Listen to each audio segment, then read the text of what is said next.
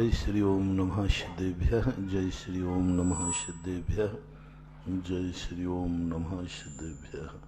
पंच परमेष्ठी भगवान की जय हो। आचार्य श्री गुरुवर कुंद कुंद महाराज की जय हो। आचार्य श्री गुरुवर विद्या सागर महाराज की जय हो।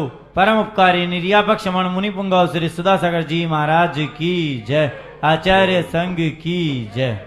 बहुत दिन से एक प्रश्न था, उसका समाधान नहीं हो रहा था।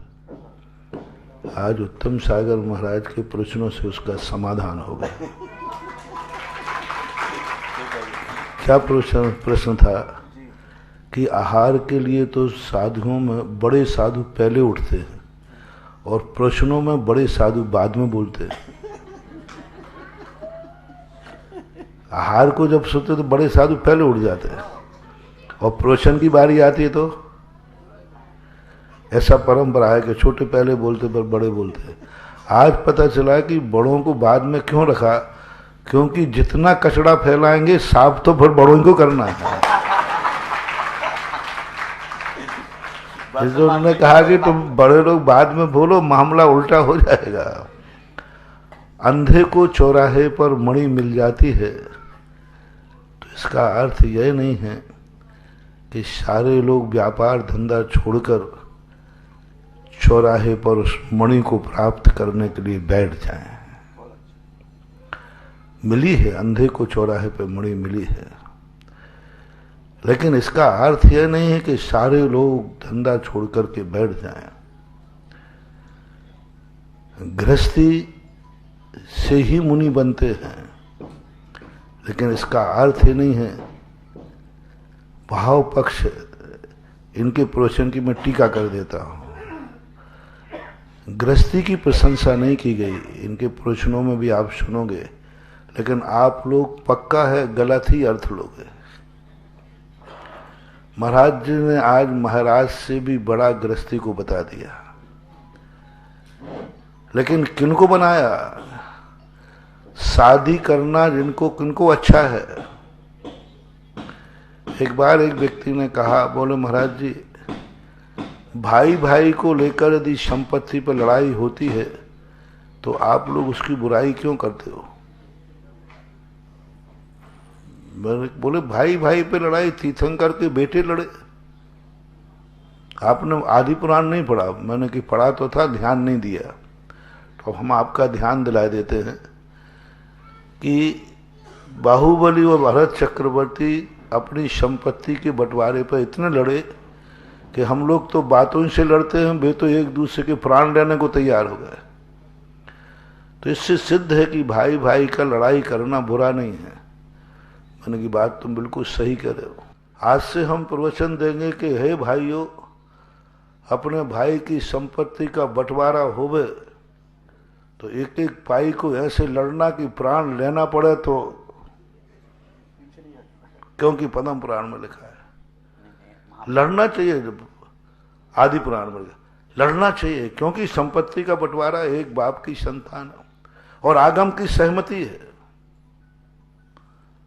आगम के तो फिर महाराज जी अब तो आप प्रवचन में नहीं बोलोगे ना कि भाई भाई को धन दौलत के लिए क्या लड़ते हो, चेतन अचेतन के लिए चेतन को लड़ते हो। जब तीर्थंकरों के पिता जिनके हैं, जिनके बेटे तद्भव मोक्षगामी हैं, छायक सम्यक दृष्टि हैं,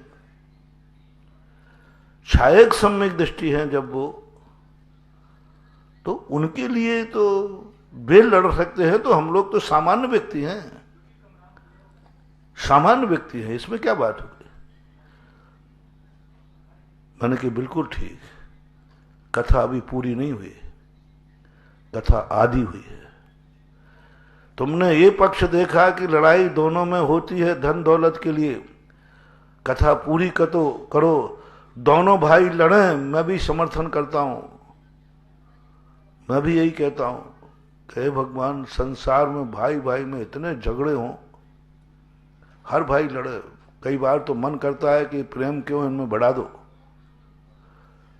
लेकिन पूरी बात सुनना महान हुआ। मैंने कही आपने पूरी बात नहीं कही। दो भाई लड़ेंगे और मैं कुश्ती कराऊंगा, यदि दो भाइयों की लड़ाई हो तो मुझे बुलाना ना, मैं उस कुश्ती को देखूंगा और निर्णायक भी मैं बनूंगा। जब संसार में जब जब भाई भाई का झगड़ा हो, मेरे सामने आ जाना, मैं तुम्हारे झगड़े को मैं देखूंगा और बिस्तर भी बजाऊंगा। लेकिन पूरा सुनना, जो जीतेगा वो मुनि बनेगा। लड़ाई कहां बुरी है, मैं समर्थन करूंगा। जो जीतेगा वो, बस लड़ो ना खूब आराम से, मैं तो चाहूंगा ही कि तुम लड़ो, जम के लड़ो। जो जीतेगा वो मुनि बनेगा। ये पूरी कहानी मैंने कही, ये तुमने पढ़ी आदि पुराण में? बोले महाराज जा, तो हमने ध्यान ही नहीं दिया। तो हमने, तुमने वा का ध्यान नहीं दिया, हमने या का ध्यान नहीं दिया। तुमने ये देख लिया कि लड़ाई करने में कोई बाधा नहीं, जब तीर्थंकर के बेटे लड़ते हैं तो हमें लड़ने में क्या बाधा है। लेकिन तुमने ये नहीं देखा कि जो जीता है वो मुनि बन गया।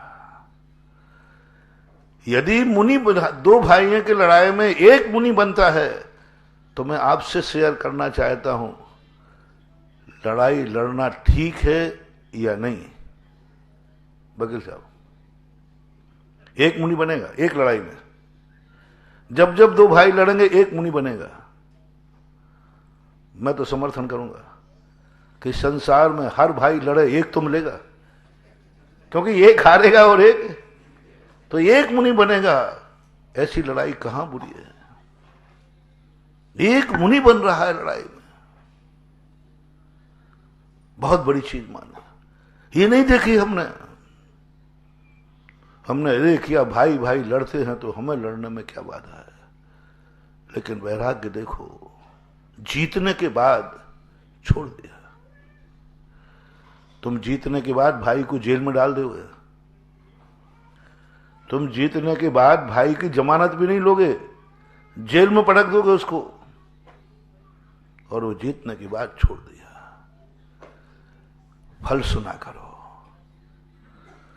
रामचंद्र जी की कथा में सुनाता हूं तो लोग कहते हैं, महाराज जी कृष्ण जी की कथा क्यों नहीं सुनाते आप? रामचंद्र जी का जीवन बड़ा उदासीन था, बड़ा उदासीन था, वनवासी थे। हम लोगों को तो कृष्ण जी अच्छे लगते हैं, रैस लीला, जब जो चाहे खाना हो तो चोरी कर कैसे भी खाओ।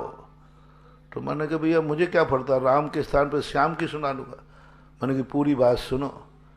श्याम जी रास लीला करते थे, लेकिन जब गायों की रक्षा की बात आई तो गोवर्धन पर्वत ऊपर उठा लिया था। तुम एक भैंस का गोबरी उठा के बता दो। हम वो चीज देख लेते हैं जो चीज हमारे मन की होती है। हम वो चीज नहीं देख पाते कि उस कीचड़ में से निकला क्या है। कोयले में से हीरा निकलता है, लेकिन सारा कोयला हीरा नहीं हो जाता। कोयले में से हीरा निकलता है ये तय है, लेकिन सारे कोयले को हीरा नहीं कह सकते। सारे कोयले को हीरा। तो प्रवचन सुनने के बाद ये मत ले लेना कि महाराज ने गृहस्थी को अच्छा कहा। ये कहा है गृहस्थी बसाओ, मुनि बनाओ, विद्यासागर बनाओ तो ठीक है, नहीं तो 100 वृषभ देव ने भी 100 बेटे पैदा किए और गंधारी ने भी 100 बेटे पैदा किए, दोनों एक नहीं है। उनके 100 बेटों ने कितना बड़ा पाप किया और 100 बेटे। आचार्य विद्यासागर महाराज के मल्लप्पा ने, श्रीमती ने बेटा पैदा किए, लेकिन मुनि बनाया। हमारे पद्म पुराण के अंदर एक कथा आती है। एक स्त्री ने भाव किया कि यदि मैं स्त्री बनूं तो मेरी गोद में जो पैदा हो हर व्यक्ति मुनि बने। मुनि बनाने के लिए मेरा हर बेटा मुनि बने, मुनि बने, यदि मुझे स्त्री पर्याय धारण करना ही पड़े। और यही श्रीमती की बात थी। श्रीमती जन्मजात वैरागिणी थी, बाल ब्रह्मचारिणी बनना चाहती थी, लेकिन पिता का रौब इतना था कि वो अपनी बात नहीं रख पाए। शादी हुई, शादी के बाद पति जो मिले मल्लप्पा, बहुत क्रोधी, बहुत बहुत रौब इनका था। उसकी भावना कुचल दी गई। वो नहीं रख पाई कि मैं इस गृहस्थी में नहीं जाना चाहती हूं, माँ बाप का विरोध नहीं कर पाई इसलिए मैं गृहस्थी में आई। मल्लप्पा का विरोध नहीं कर पाई, उनके सामने नहीं रख पाई बात, और वह सामने अब मल्लप्पा के सामने भी नहीं कर पाई कि मैं विजय व विजया जैसा जीवन व्यतीत करना चाहती हूं, क्योंकि मल्लप्पा का भी एक अपने आप में रौब था। और जब ये बात सामने आई तो नारी तो जो अच्छी नारियां होती हैं वो जहां उनका बस नहीं चलता वहां छोड़ देती हैं, लेकिन उन्होंने बस एक ही भावना की, मैं पति पर भी बस नहीं कर पाऊंगी, लेकिन मैं संकल्प करती हूं बेटों पर तो मेरा बस होगा। हे भगवान, जितने मेरे जीवन में गृहस्थी में जाने पर जितनी संतानें होंगी मैं सबको मुनि बनाऊंगी।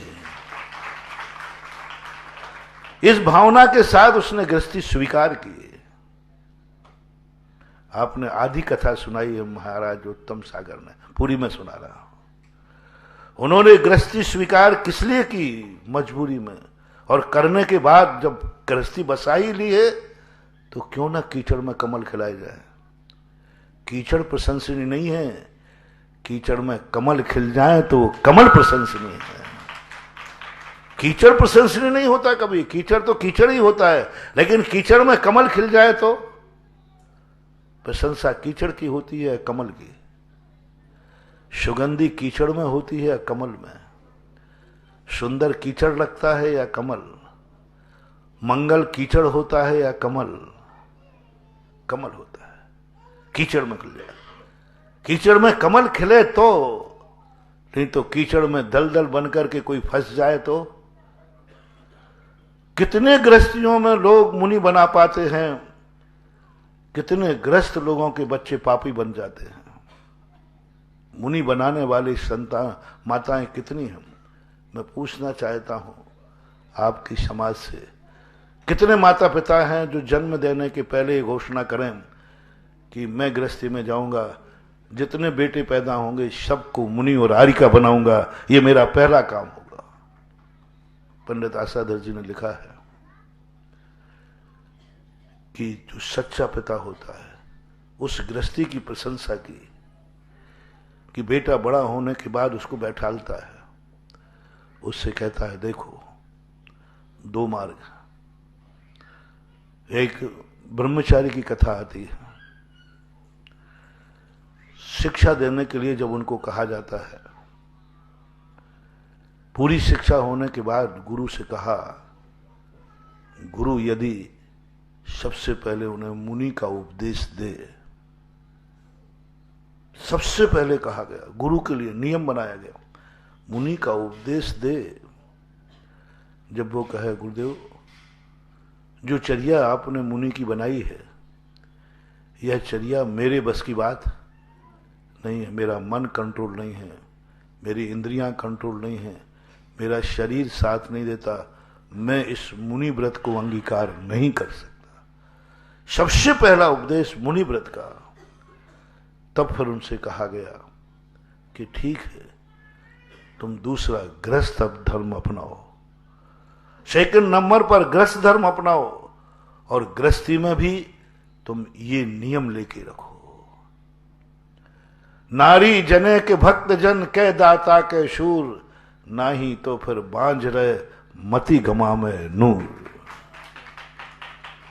यदि गृहस्थी में प्रवेश करना है तो श्रीमंती जैसा संकल्प करो।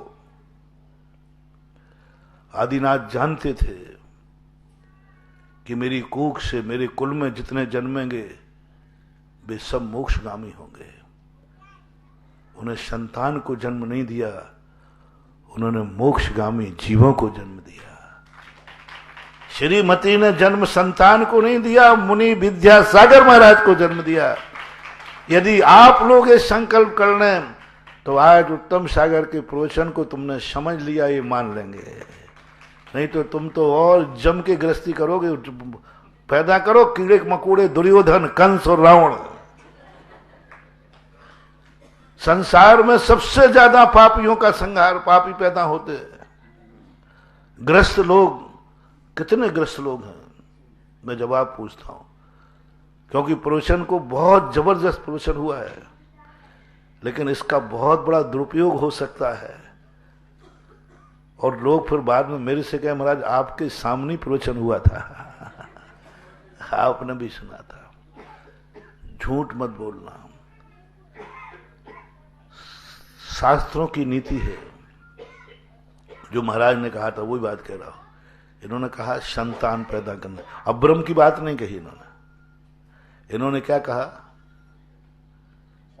संतान को ना, संतान। अब्रम की बात नहीं कही, शाम को बता दो। अब्रम की बात नहीं कही, संतान पैदा की बात कही। अब्रम की बात नहीं कही। खुशी है मुझे कि उन्होंने ये नहीं कहा कि तुम अब्रम रहो, उन्होंने कहा संतान पैदा करो, संतान पैदा करो। मुझे शेयर करना, कितने स्त्री पुरुष हैं जो संतान पैदा करने के लिए ही सहयोग करते हैं, शादी करते हैं। झूठ बोले कौआ काटे। मां संतान के लिए शास्त्र में वर्णन है। पूज्यवर जिनसेन स्वामी ज्ञानी पुरुष मात्र जब भी स्त्री पुरुष संयोग करते हैं, मात्र संतान उत्पत्ति के लिए ही करते हैं, वंश चलाने के लिए करते हैं, दुनिया चलाने के लिए करते हैं, धर्म चलाने, वो तुम्हारी इच्छा पर छोड़ता हूं, लेकिन मात्र संतान उत्पत्ति लक्ष्य होता है, वासना नहीं, इंद्रिय तृप्ति नहीं। ये मिथ्या दृष्टि, अज्ञानी, संसारी, पापियों के काम है। इंद्रिय लंपटी नहीं होता वो। मैंने एक दिन प्रवचन कहा था कि गृहस्थ व्यक्ति स्त्री सब शादी करे तो संकल्प करके करे, मैं शादी कोई दासी बनने नहीं जा रही हूं, बिना पुरुष के मैं पूज्य नहीं बन सकती हूं, इसलिए माता बनने जा रही हूं। स्त्री बनने के लिए शादी मत करो, माता बनने के लिए शादी करो। माता बनने के लिए, तुम पिता बनने के लिए शादी करो। और जब भी तुम्हारे मन में ऐसे भाव आए तो मात्र संतान उत्पत्ति के लिए ही शादी करना। कितने पुरुष हैं जो संतान के लिए शादी करते हैं या विषय भोग वासना के लिए करते हैं? संतान उत्पत्ति के लिए ही एक दूसरे को स्वीकार करते हो या विषय भोग वासना के लिए? बोलिए। कई बार तो तुम पता ही नहीं चलता कि संतान के लिए तुम करते ही नहीं हो, संतान तो हो जाती है। संतान तो हो जाती है, तुम्हें खबर नहीं रहती। संतान होशपूर्वक किस गृहस्थी की प्रशंसा की है पूज्यवत जिनसेन स्वामी ने? जो मुनि नहीं बन सकते हैं उनको गृहस्थी में कहा गया। क्या सोच के 6 महीने पहले संयम धारण करते हैं, संयम धारण करते, संयम धारण करने के बाद 6 महीने तीर्थों की यात्रा करते हैं, मुनियों की संगति करते हैं, मुनियों की संगति करते हैं जिससे मेरा बेटा मुनि बने, मेरा बेटा धर्मात्मा बने, मेरा बेटा तीर्थंकर बने। तीर्थंकर की माता को तीर्थंकर ऐसे जन्म नहीं हो गए।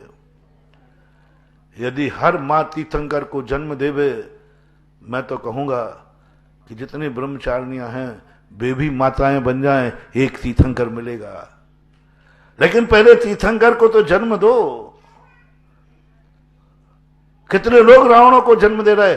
दुनिया में अच्छे संतानें ज्यादा हो रही हैं कि बुरी संतानें? संसार बढ़ाने वाले। 6 महीने पहले माता पिता तैयार होते हैं, 6 महीने पहले माता पिता संस्कारित होते हैं, 6 महीने पहले पूरी अयोध्या संस्कारित होती है, पूरे रिश्तेदार संस्कारित होते हैं, चूल्हा चक्की संस्कारित होता है, बोलचाल संस्कारित हो। 6 महीने गजब का पूज्यवर जिनसेन स्वामी का जब वर्णन पड़ा 6 महीने का, क्या पूरी अयोध्या को संस्कार। पूरे अयोध्या में शराबखोरी नहीं, नशाखोरी नहीं, चोर नहीं, डकैत नहीं, पाप नहीं, गाली नहीं, गलौच नहीं। जन्म जन्मना एक घर में, और शुद्धि की जा रही है पूरे नगर की। उधर माता के लिए 6 महीने से पहले धर्मात्मा बनाया जा रहा है, 6 महीने पहले से उसको उपदेश दिया जा रहा है, संस्कार दिए जा रहे, देवियां लगा दें, 56 कुमारियां लगा दें, देवियां लगा दें। 6 महीने बाद शुभ लग्न में, शुभ मुहूर्त में दोनों सहवास करते हैं, पति पत्नी बनके नहीं। उस समय दोनों माता पिता का आनंद के साथ सहवास करते, पति पत्नी के रूप में नहीं। उनको पूज्यता की अनुभूति होती है, ऐसी अनुभूति होती है जैसे एक श्रावक जब मुनि दीक्षा लेता है, मुनि दीक्षा लेते समय क्या अनुभव हो रहा है, श्रावक पने का या मुनि पने का? मुनि दीक्षा चल रही है। इसी प्रकार जब वो दोनों संबंध करते हैं, उस समय स्त्री को मां की अनुभूति होती है और पिता को पुत्र की अनुभूति होती है, और दोनों पूज्य भाव से, दोनों के अंदर पूज्य भाव आता है। उस समय नियोग पूरा करते हैं, उस समय जो संतान आती है वो संतान तीर्थंकर बनती है। होश पूर्वक 6 महीने पहले मालूम है कि मेरा बेटा किस दिन आएगा, 6 महीने पहले से आगवानी, 6 महीने पहले से संस्कार, 6 महीने पहले से तैयारी की रही है। एक तुम्हारा ब्याही जी आता है तो तुम अपने घर में तैयारी करते हो, मेहमान आ रहे हैं। बेटे को कभी तुमने मेहमान माना? मेहमान माना कभी? बेटा आ रहा है, 6 महीने से तैयारी करो। जैसे मेहमान आता है, घर में कोई गंदगी नहीं रहे, सबको कहते कोई रोना गाना नहीं करना, कोई गलत नहीं बोलना, मेहमान आ रहा है। ऐसा ही ना जाने कहां से कौन पवित्र आत्मा आ रही है। मैं कोई गंदे कुल की नारी नहीं हूं, मेरा कुल गंदा नहीं है, मैं जैन हूं, उच्च कुलीन हूं। इस कुल में कोई गंदा व्यक्ति आएगा ही नहीं। कोई महान आत्मा पता नहीं कैसे आ रहा है और यहां का गंदा वातावरण देखेगा तो क्या कहेगा?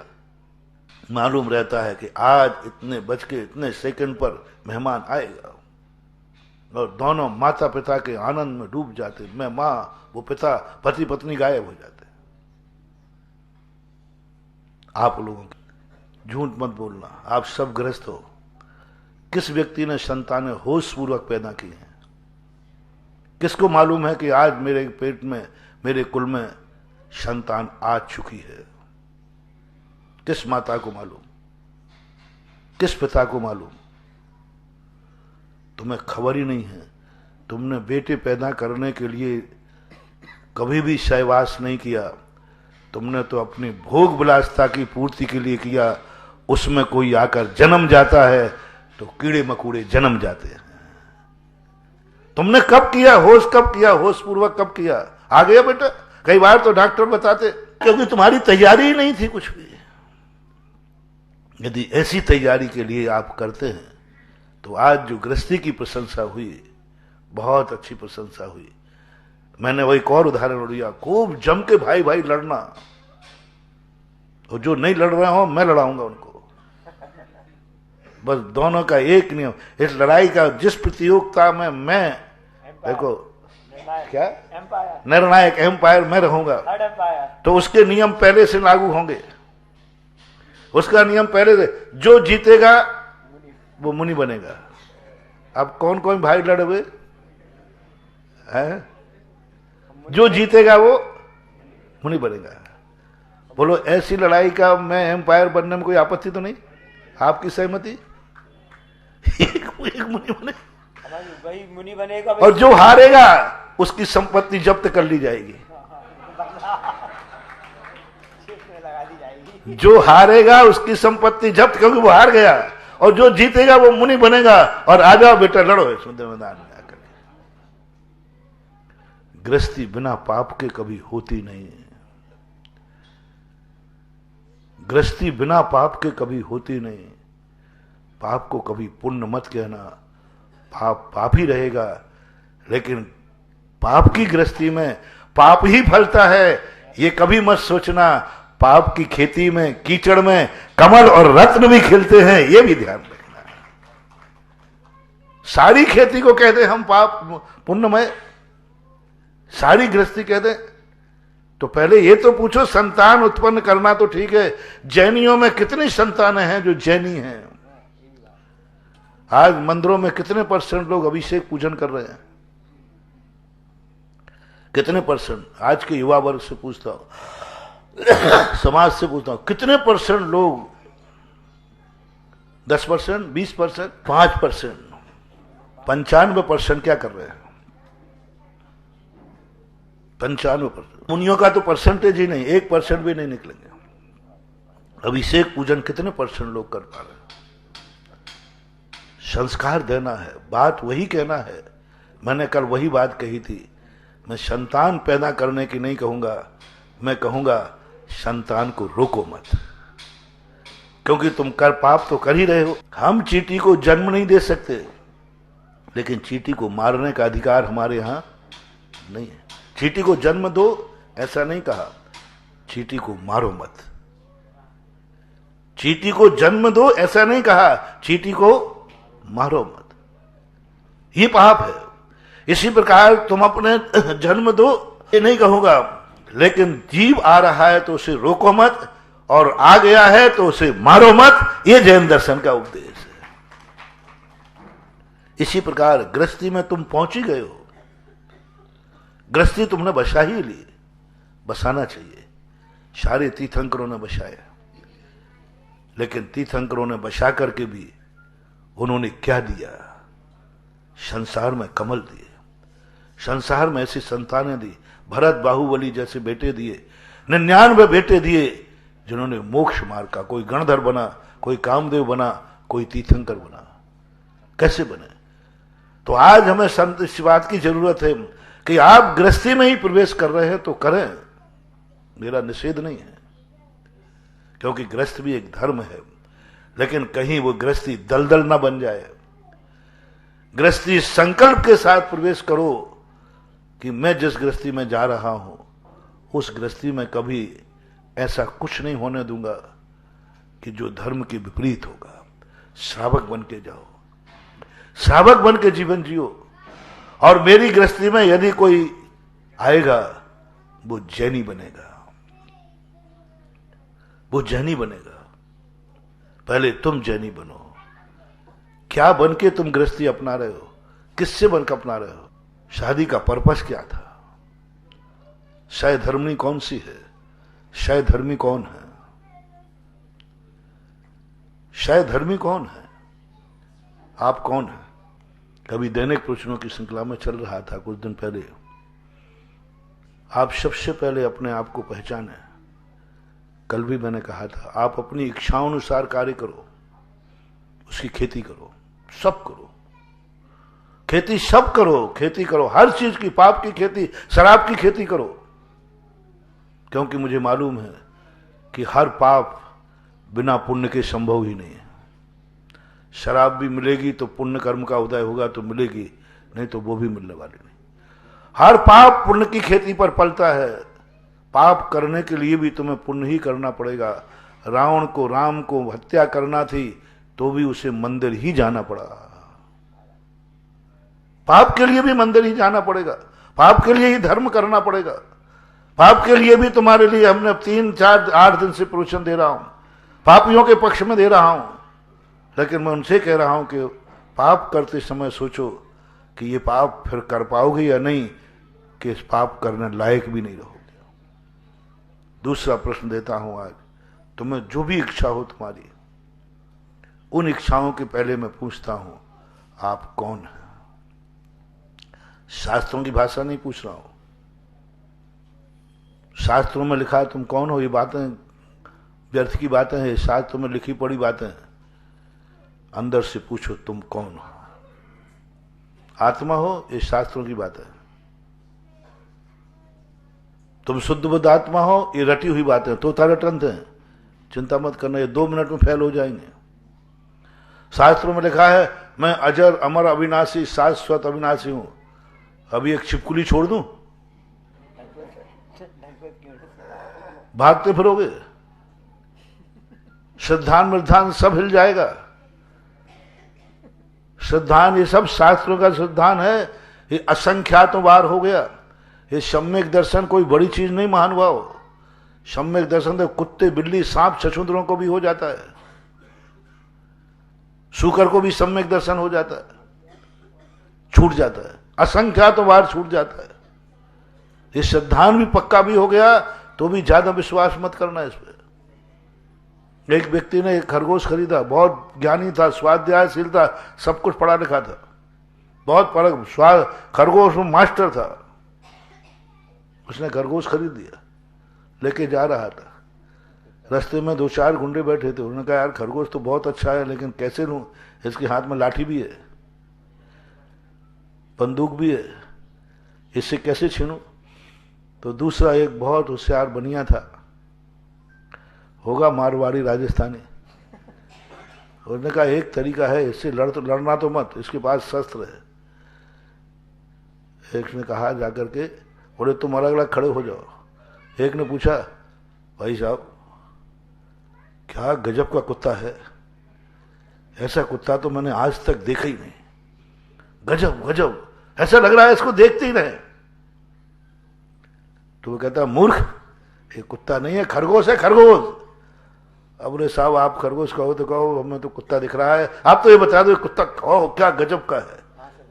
उसने मन में आया ये खरगोश कह रहा है, कुत्ता कह रहा है, कह रहा होगा मूर्ख है।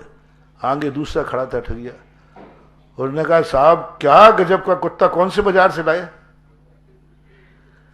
कहां से खरीद के लाए ये कुत्ता, वो तो ऐसा कुत्ता आप बता दीजिए, बस बाजार बता दीजिए, आप तो अपना कुत्ता रखिए, हमें बाजार बता दीजिए, हम कुछ भी कीमत देने को तैयार हूं, ये कुत्ता कहां से खरीद के लाए, स्थान बता दीजिए। अब कीड़ा घुस गया, एक कह रहा होता तो कहते, अब कितने कह रहे हैं, 2, एक झूठ हो सकता, दूसरा। उसने उतार के देखा, नहीं नहीं खरगोश ही है, तुम लोग कुछ नहीं जानते, चलो आगे चलो। बोले साहब आप बाजार तो बता दीजिए, आप कहां से मिलाए कुत्ता। उसको शक हो गया, कीड़ा हो गया। आगे तीसरा खड़ा था, बोले भाई साहब जो कीमत का वो दे दूंगा इस कुत्ते की, ये कुत्ता मुझे दे दो, ये कुत्ता मुझे दे दो। क्या जो कीमत का हो, आप जो भी लाया हो और ऊपर से जो चाहिए दे दो, ये कुत्ता कहां से लाए। अब उसको बेचना तो नहीं, तो बड़ा आदमी था। उसने कहा एक गलत बोलता, 2 गलत बोलता, तीसरा भी, और कुछ भी कीमत देने को तैयार है। और कुत्ता हाथ में उठाया खरगोश, मैं गलत था, मैं चूक गया, मैं गलत था, मैं खरगोश के स्थान पर मैंने, क्योंकि एक गलत नहीं, 2 गलत नहीं, तीसरा व्यक्ति गलत बोल रहा है, उसने कंधे से कुत्ता फेंक दिया, भाग गया। तीनों ठगिया कहते मूर्ख, यही तो चाह रहा था, तू फेंक तो सही। समझ गए ना, तुम्हारा सम्यक दर्शन रूपी खरगोश, सम्यक दर्शन रूपी खरगोश जो तुमने बड़ी मेहनत से खरीदा था, 5 लब्धियां करके खरीदा था, गुरु ने पढ़ाया था कि खरगोश ऐसा होता है, सम्यक दर्शन ऐसा होता है, ऐसा होता है, सब पढ़ाया लिखाया, लेकिन रास्ते में 3 ठगिया मिल जाएंगे तो तुम उस सम्यक दर्शन को फेंक करके मिथ्यात्व में चले जाओगे, और अनंत बार हम और आप सब गए, असंख्यात बार हुआ। क्योंकि ये बात खरगोश की परिभाषा हमने किससे पढ़ी थी, गुरु से, शास्त्र से। इसलिए 3 ने पढ़ा दिया तो खरगोश क्या हो जाएगा, जन्म जन्म से नमोकार मंत्र पढ़ने वाला ही चक्रवर्ती बनता है। नमोकार मंत्र की महिमा सुनने वाला, एक छोटे से देव ने मौत का भय दिया, तुम नमोकार मंत्र पर लात रखते हुए दिखोगे। क्या नमोकार मंत्र की बात करते हो, क्या श्रद्धा है तुम्हारा। नमोकार मंत्र की अचिंत महिमा है, किसने सुनी, महाराज ने कही है, शास्त्रों में कही है, शास्त्रों में लिखा है 2 मिनट लगेंगे श्रद्धा को पलायन होने में। चक्रवर्ती, पूर्व जन्म का जैनी, और नमोकार मंत्र पर इतना विश्वास, संकट के समय जब नमोकार मंत्र पढ़ रहा है तो उसका विश्वसनीय मंत्र कौन हुआ, नमोकार मंत्र, विश्वास। लेकिन जैसे उसने कहा देख ले नमोकार मंत्र, पैर रख दे नहीं तो मार डालूंगा, 2 साहब पैर रख दिया। मत भरोसा करना कि तुम जितने धर्मात्मा आज हो कल भी बने रहोगे, क्योंकि तुम्हारा धर्म जो है आत्मा की पर्याय नहीं बना है, तुम्हारी श्रद्धा है। श्रद्धा बहुत जल्दी चली जाती है। और श्रद्धा स्वयं की नहीं होती, अनुभव की श्रद्धा नहीं होती, श्रद्धा परोक्ष की होती है। अग्नि हाथ पर रखे है और उसके मेरी श्रद्धा है कि अग्नि गर्म होती है, गर्म के अब तो अनुभव में श्रद्धा परोक्ष की होती है। और परोक्ष की श्रद्धा हमेशा पराधीन होती है। और पराधीन जो श्रद्धा होती है इसका कोई भरोसा नहीं, किसी भी समय ये श्रद्धा गायब हो जाती, सम्यक दर्शन गायब हो जाता है, हो जाएगा। इसलिए मैं शास्त्रों की भाषा नहीं पूछ रहा हूं, तुम कौन हो, तुम कौन हो, तुम अपने अनुभव की बात बताओ, तुम कौन हो। जो तुम्हें करना है, जो तुम्हारी इच्छा है, उसी की खेती करना सिखा रहा हूं। पर मेरी खेती में और महाराज की खेती में बहुत अंतर है। मेरी खेती सशर्त है और महाराज की खेती स्वच्छंद है। खेती करो। खेती करने के बाद मैंने एक दिन कहा था, खेत कौन पुण्यात्मा है? जो खेती करते समय असंख्यात गुणी निर्जरा, खेती करते समय अनंत असंख्यात गुणी निर्जरा आरंभ कर रहा है। दिन भर में पूरी हरी को साफ कर दिया, खेत की कुएं भर 1 गिलास पानी पीता है, छान के पीता है, वहां बिना छुना पूरा कुआं खाली कर दिया। दृष्टि में क्या है? खेती करते समय खेती होगी तो कितने जीवों के प्राण बचेंगे, और यही खेती की रोटी बनेगी और महाराज की अंजलि में चली गई तो मैं खेती नहीं कर रहा हूं, मैं तो रत्नत्रय का पालन कर रहा हूं। दृष्टि बदलो। मैं खेती नहीं कर रहा हूं, मैं तो रत्नत्रय का पालन कर रहा हूं, मैं तो चौका लगा रहा हूं। खेती करते समय चौका लग रहा है उसका। अभी चला क्या रहा है? हल। हल लगाते समय चौका, चौके का पुण्य लग रहा है उसको। जैसे एक दिन मैंने कहा था, बाथरूम में अभिषेक का पुण्य, बाथरूम में अभिषेक का पुण्य, भगवान को नहीं। किस लिए नहा रहे हो? हैं? अभिषेक के लिए। जिनवाणी की आज्ञा है, नहाते समय संख्यात गुणी निर्जरा, अनंत गुणा पुण्य। अभिषेक करते समय पुण्य नहीं बनता है, नहाते समय भी पुण्य बनता है।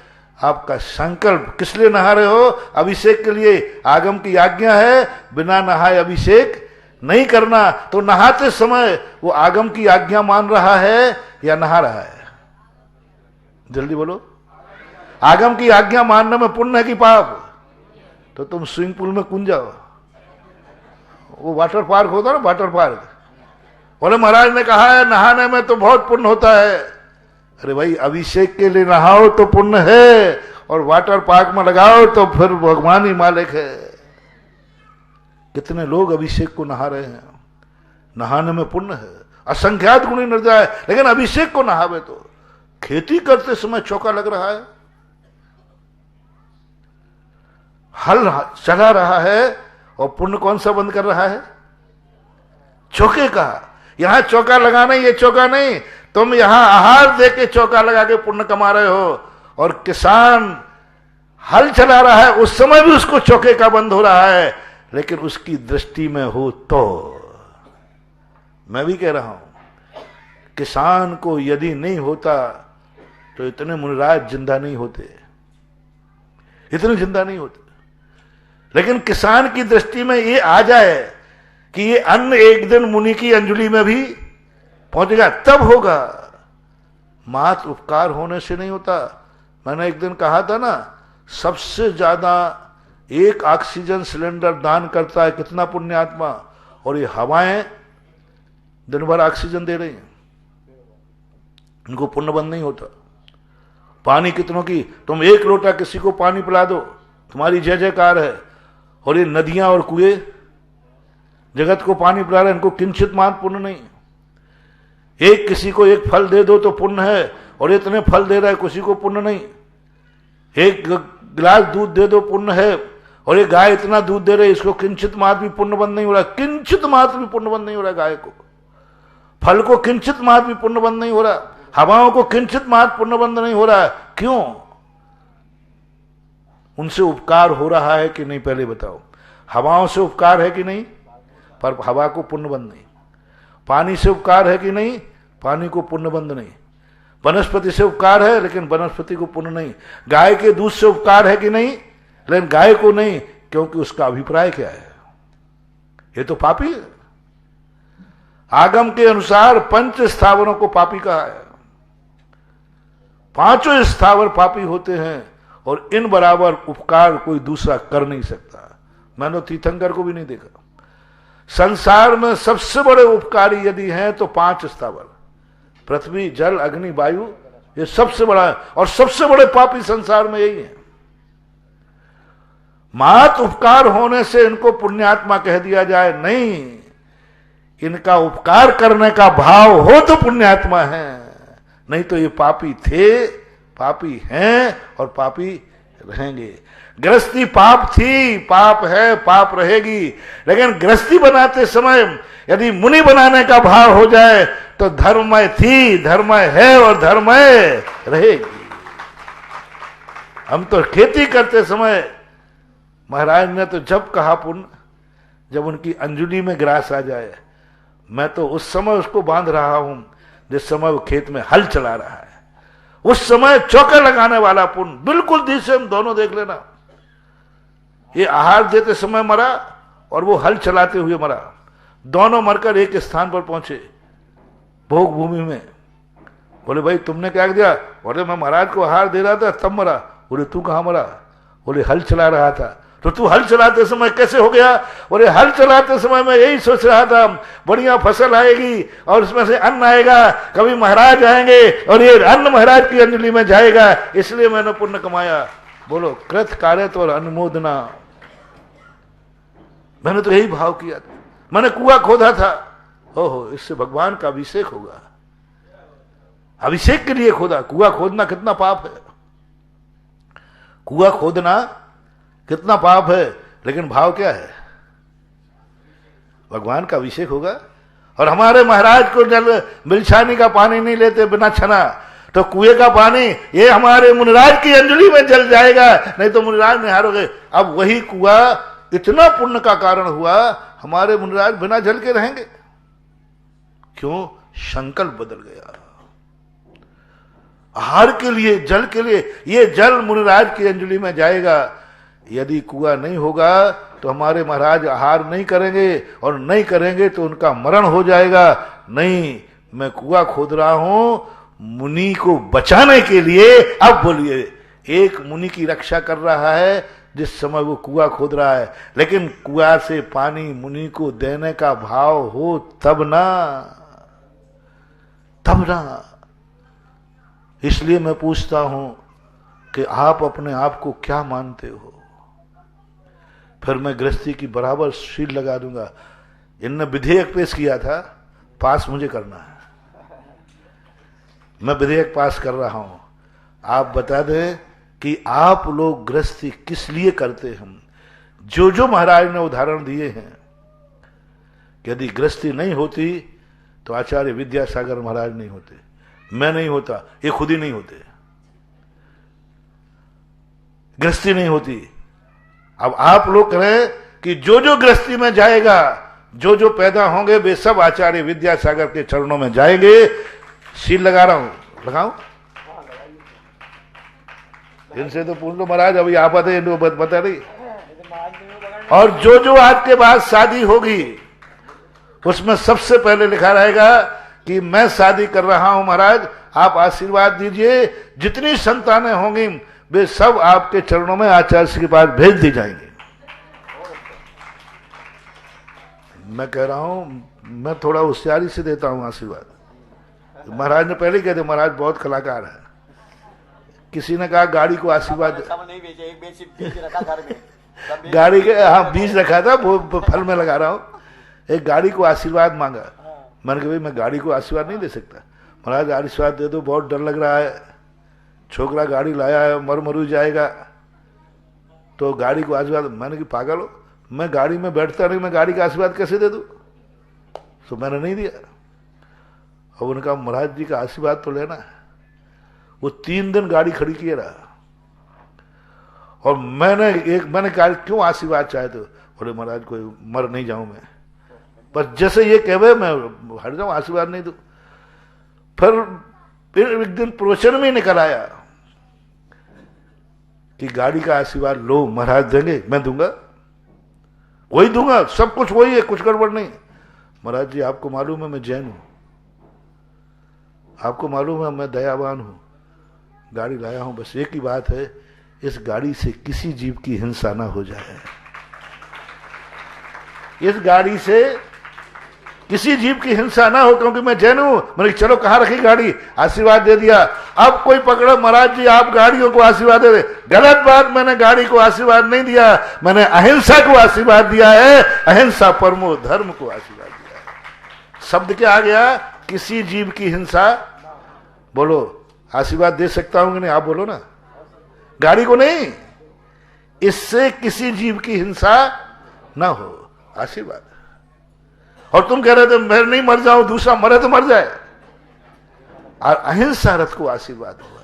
गाड़ी वही है, सब कुछ वही है, क्या बदल गया भैया, अहिंसा रथ बन गया, अहिंसा रथ, भाव बदल गया। नहाना वही है, क्या बदल गया, खेती वही है, क्या बदल गया, बस भाव बदल दो। शादी के लिए आशीर्वाद लो, आज विधेयक पास करता हूं, जो जो शादियां करेंगे उन सब के लिए आशीर्वाद है। शर्त है, जो उत्तम सागर ने जो जो रेफरेंस दिए हैं, जो जो शादी करेगा, शादी के बाद जो संतानें होंगी, वो सारी संतानें आप आचार्य विद्यासागर के चरणों में समर्पित करोगे। अब बच्ची होगी तो पृथ्वी स्थली पर बच्चा बोलो कोई पाप के आशीर्वाद तो नहीं दे रहा हूं भाई, बीज कहाँ रखा रहेंगे, किसके लिए दे रहा हूं आशीर्वाद, अरे क्या ऐसे, तो मैं तो कहता हूं सब गृहस्थी बसाओ रे, जितने पैदा करो सब मुनि बनाओ, धर्मात्मा बनाओ। अब यदि ये प्रसंग ही शुरू हो गया है तो आपका समय, हाँ, तो आप सबसे पहले विचार करें आप कौन हैं, गृहस्थी में जाएं, आप कौन हैं, क्या बन के जा रहे हो गृहस्थी, राक्षस बन के, वासनालु बन के, बलात्कारी बन के, भोग विलासी बन के, अय्यासी बन के, स्त्री की तरफ आंख उठा रहे हो, तुम कौन हो, क्या बन के उठा रहे हो, क्या बन के गृहस्थी में जा रहे हो, कौन हो तुम। शास्त्रों की भाषा नहीं पूछ रहा हूं, शास्त्रों की भाषा नहीं पूछ रहा हूं, मैंने 2-3 दिन पहले भी पूछा था, आप कौन हैं, आप सब लोग बताएं अपने अपने। गौतम कौन हो तुम, गौतम ये तो पापा का नाम दिया, तुम बताओ तुम कौन हो, ये तो पापा ने दिया था, तुम कौन हो, अपने आप में एक नाम बताना तुम्हें कोई भी, तुम कौन हो। शास्त्रों की नहीं पूछ रहा हूं, कभी अनुभव में आया हो कि मैं यह हूं। दिन भर के दल मत बन लो, महाराज बेटा आ जाए तो पापा हूं, पापा आ जाए तो बेटा हूं, भाई आ जाए तो भाई हूं, गुरु आ जाए तो भक्त हूं, भगवान आ जाए, नहीं, तुम कौन हो, एक नाम बताओ। एक नाम की अनुभूति करना है जिसमें तुम खुद कह सको महाराज ये तो सब सापेक्ष हैं, इन सब के बिना मैं यह हूं, मैं कौन हूं, तुम कौन हो। तुम्हें जो कुछ करना है वही करोगे ना, करो, मेरी तरफ से कोई बाधा नहीं। मैं तो ऐसी चीज कहता हूं तो मैं सब छूट देता हूं, लेकिन बात ऐसी कह देता हूं कि एक भी छूट तुम्हें मिलती नहीं है। तुम कौन हो ये बता दो, बस अपने आप में एक बार अनुभूति करके बता दो तुम कौन हो। गौतम ये नाम बदल दे तो, मेरा गुरु ने मेरा नाम बदल दिया, मैं फिर बदल दो, नहीं नहीं आई एम सॉरी प्लीज, ये नाम बदल जाएगा, बदल जाते हैं। तुम कौन हो, जो तुम्हें अच्छा लगे, मैं वही उसी को पुराण पढ़ाऊंगा, वही बता पढ़ाऊंगा। कल, अब तो आज समय हो रहा है, कल तुम्हें सोच के आना है सबको, तुम कौन हो, जो तुम्हें मर्जी आए, शास्त्रों की नहीं, किसी से पूछ के नहीं, आपको अनुभव में क्या आ रहा है,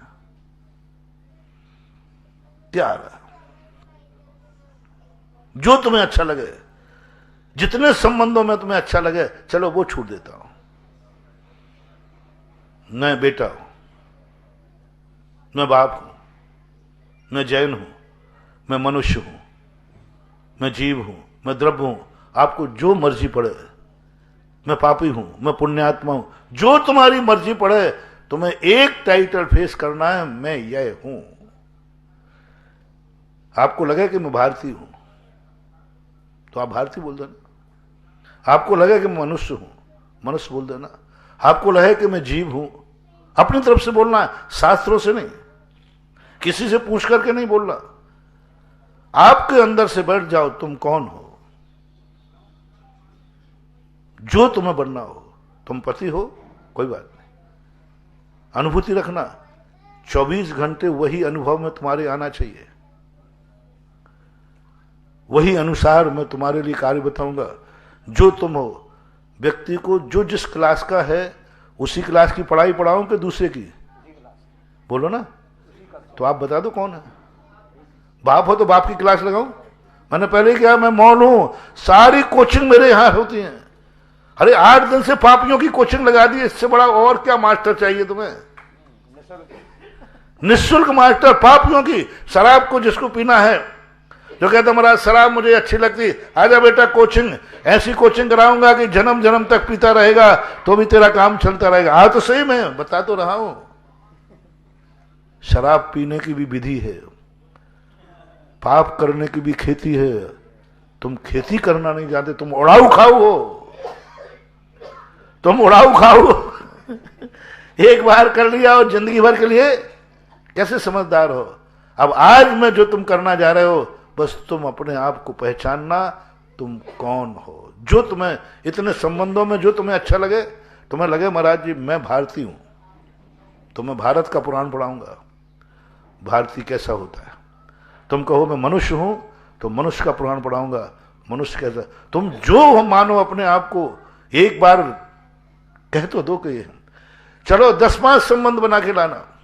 महाराज मैं यह भी हूं, मैं यह भी हूं, यह भी हूं। अब तो छूटे महाराज, एक में तो गड़बड़ कर रहे हो आप। मैं कैसे कहूंगी एक ही हूं, मैं बाप भी हूं, मैं बेटा भी हूं, है ना, सब हूं, कोई बात नहीं। जितने तुम हो दिन भर में, जितने तुम हो वे सब नाम लिख लेना। बस एक जनरल पढ़ा दूंगा सबको। तुम कौन हो, पहला प्रश्न, तुम कौन हो लिखो। आज पूरा दिन भर में यही करना। तुम्हें किस किस की अनुभूति होती है, मैं कौन हूं। बेटा आते ही अनुभूति हो गया मैं पिता हूं, लिख लेना मैं पिता हूं। समय आपका हो गया। महावीर भगवान की